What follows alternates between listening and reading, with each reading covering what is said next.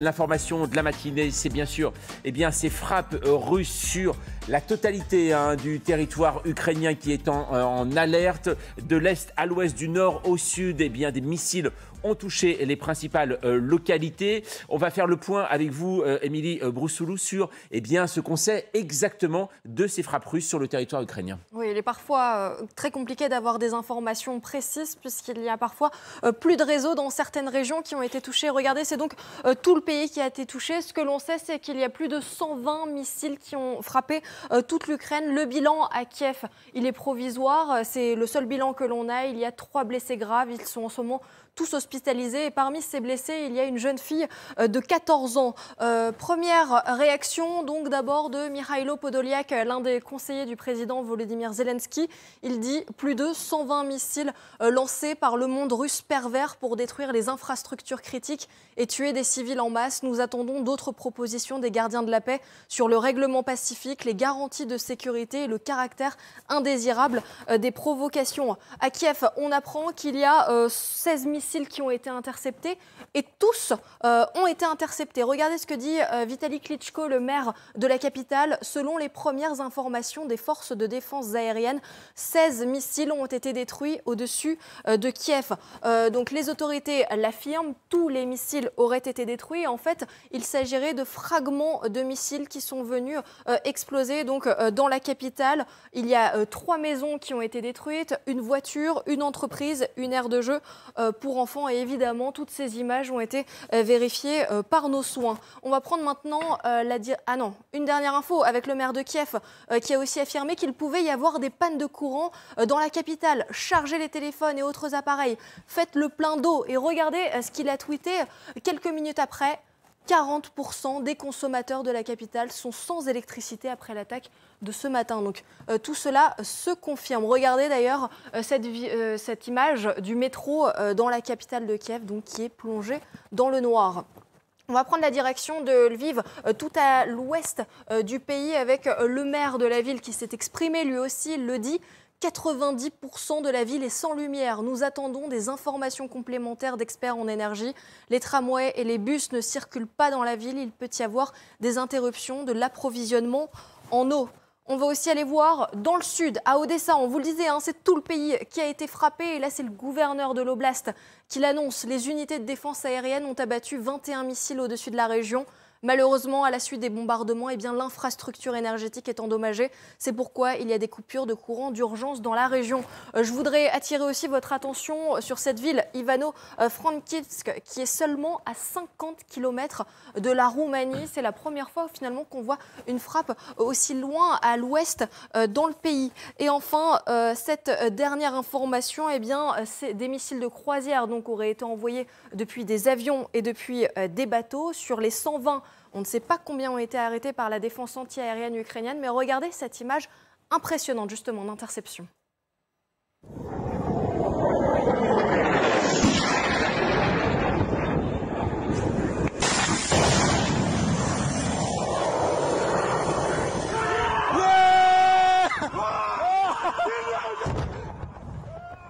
Alors, on ne sait pas exactement où a été filmée cette image, mais ce qui est sûr, c'est qu'elle a été vérifiée par nos services, évidemment. Et la dernière fois qu'il y a eu des frappes intenses comme celle-ci, c'était après l'attaque sur le pont de Crimée et la libération de Kherson par les Ukrainiens.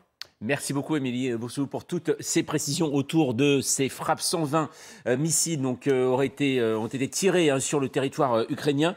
Juste 2 précisions, Général Jean-Paul Perruche. On l'a vu là dans ces images, des forces ukrainiennes qui interceptent un missile. Avec quoi on intercepte les missiles là, quand on a vu ces hommes? Ils l'interceptent comment? Avec des systèmes antimissiles. Un missile, ça s'intercepte par des antimissiles.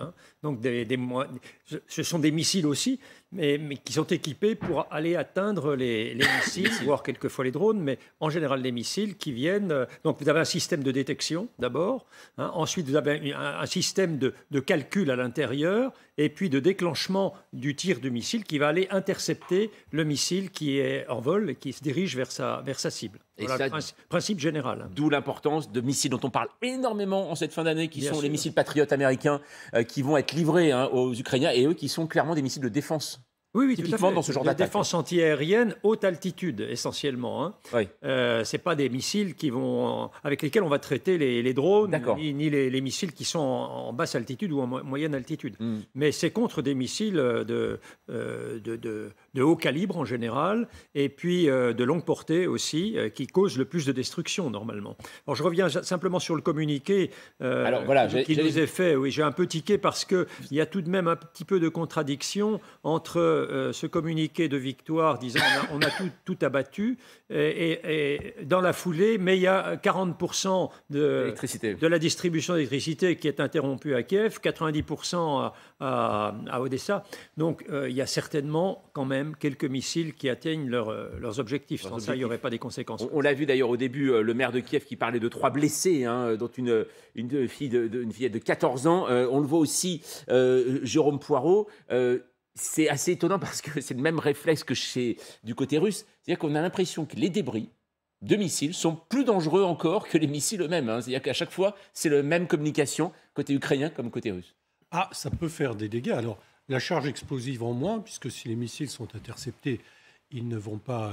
leur charge aura été neutralisée, mais ça peut effectivement provoquer des incendies, provoquer des blessures, parce que par définition, ces débris, on ne sait pas où ils vont retomber. Et comme ce sont des villes qui sont frappées, les missiles qui sont interceptés le sont soit au-dessus des villes, soit à proximité. Et donc, il y a une densité de population et d'infrastructures qui fait que ces débris peuvent provoquer des dégâts. Mais toujours moins que les missiles eux-mêmes. C'est quand même très spectaculaire, les images. La manière dont on stoppe un missile. On voit la vitesse à laquelle ça va. Et puis les cris de joie, c'est quand même très impressionnant, très saisissant. Ils sont très, très contents d'avoir intercepté un missile. Ouais. Et en même temps, de l'autre côté, on l'apprenait, on vient même de l'apprendre à l'instant. Côté russe, eh bien, la défense anti-aérienne russe a été mise en action à 500 km de la frontière avec l'Ukraine. Et 500 km, eh bien, ça nous rappelle quelque chose, puisque c'est à peu près là où on trouve la base d'Egels, qui a été frappée et déjà cette semaine, puis déjà au début du mois de décembre par des drones ukrainien. C'est en Russie que ça se passe. Donc ça voudrait dire que le territoire russe, eh bien, il est frappé, base d'Engels, où se trouvent des avions militaires. Alors est-ce que c'est une réponse par rapport aux frappes russes ce matin sur le territoire ukrainien? Aussi, on se pose la question, Claude Blanche-Maison, c'est vrai que frapper le territoire russe, là d'un coup, il y a une autre incidence. Ça veut dire que les Ukrainiens ne sont plus disposés à se laisser faire. Alors d'abord, ils ont une défense antimissile qui est efficace, même si certains missiles arrivent à passer quand même, bien sûr. Et puis, deuxièmement, en effet, ils frappent de temps en temps, assez régulièrement, sans revendiquer formellement la frappe, des objectifs en Russie. Et ce sont des objectifs militaires qui sont des bases militaires d'où partent les avions qui ensuite balancent les missiles sur l'Ukraine. Donc ce ne sont pas du tout des objectifs civils. Et je pense que ce genre de pratique va en effet se développer. Elle est tout à fait justifiée, puisqu'ils attaquent des bases d'avions qui sont porteurs de missiles, qui bombardent l'Ukraine. Ça pourrait aussi arriver à des bateaux de la mer Noire ou à des bateaux de la Baltique qui aussi lancent des missiles contre le territoire ukrainien. Évidemment, la limite, elle est apportée par les Américains. Il faut que les missiles ukrainiens soient de fabrication ukrainienne et qui ne comportent pas d'équipement américain, occidental ou le parti qui pourrait être imputé à l'OTAN. C'est vrai qu'Anastasia Yakovenko, le pouvoir russe est très perturbé par ces frappes qui seraient dans leur territoire, puisque l'annexion, la Crimée appartient pour eux, bien sûr, à la Russie, même si ça n'a jamais été reconnu par la communauté internationale. On se souvient de ces frappes et de ces images totalement surréalistes cet été où il y avait des baigneurs, des gens qui prenaient leurs vacances en Crimée, et juste à côté, une explosion provoquée donc par des tirs ou alors des attaques ukrainiennes. Et là, donc, une Russie totalement perturbée par le fait que les Ukrainiens puissent attaquer la Crimée. Oui, en effet, les images dont vous parliez, il y a une phrase qui est devenue très célèbre, maman, il faut qu'on se casse d'ici. D'accord, ouais. Effectivement, il y a une touriste qui filme l'explosion qu'on voit depuis la plage et il dit que c'est le temps de s'en aller. La Russie calcule les statistiques des touristes qui se sont rendus en Crimée. Il paraît qu'il y a eu quand même une baisse considérable considérable de touristes, parce que c'était quand même difficile de s'y rendre. Mais parfois, la propagande sort quand même des communiqués que pour les vacances de Nouvel An, les Russes célèbrent surtout Nouvel An, et après Noël le 7 janvier, soi-disant, tout est au verbe bouquet en Crimée. En Crimée, oui, c'est ça. Tout va bien. Donc, en effet, les Russes ne s'y attendaient pas. Même quand le pont de Kerch a été frappé, il y avait des voitures, il y a des gens, ils se retrouvent qui sympathisaient même avec l'opposition russe, mais qu'est-ce qu'ils faisaient en Crimée? Ils tournaient un film. Donc là, en fait, il y a des bénévoles toujours pour tourner des films. Un mot, juste général Paluch, sur cette attaque, encore un dernier mot. On sait que ça a été tiré par des avions, également par des navires. Ça veut dire que la flotte russe, véritablement, a un rôle toujours très important concernant les bombardements. Oui, ça a été variable. Ça a été le cas au début des offensives, notamment sur le sud, où il y avait plusieurs missiles qui partaient depuis les bateaux. Après, il y a eu les attaques des Ukrainiens en réponse, notamment l'attaque contre le Moskva, qui a abouti donc le navire amiral. À sa destruction, navire amiral. Et puis après, il y a eu quelques frappes aussi qui ont été faites par des drones navals, notamment de surface. Vous vous souvenez sans doute, au sud de la Crimée contre d'autres bateaux. Donc ça avait un peu calmé les ardeurs de la flotte russe, si je puis dire, obligée de se réorganiser aussi à la suite de la disparition du Moskva. Mais on avait entendu récemment que les Russes souhaitaient recréer des bases navales à Mariupol et à Berdyansk pour y mettre des navires qui disposent de missiles de croisière à assez longue portée.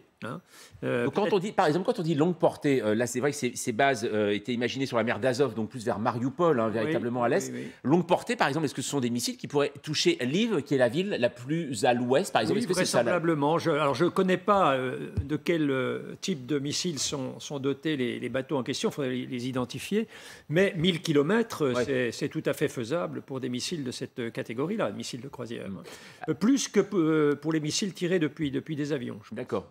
Alors, Jean-Paul, c'est vrai que ce qui nous a aussi étonné ce matin, c'est forcément l'Ouest touché et cette ville d'Odessa. On en a énormément parlé cet été parce que c'est là, nous parle le blé, nous parle le grain qui était tellement espéré par énormément de pays dans le monde. Et pourtant, on voit aussi le message de la Russie ce matin, c'est nul n'est à l'abri en fait.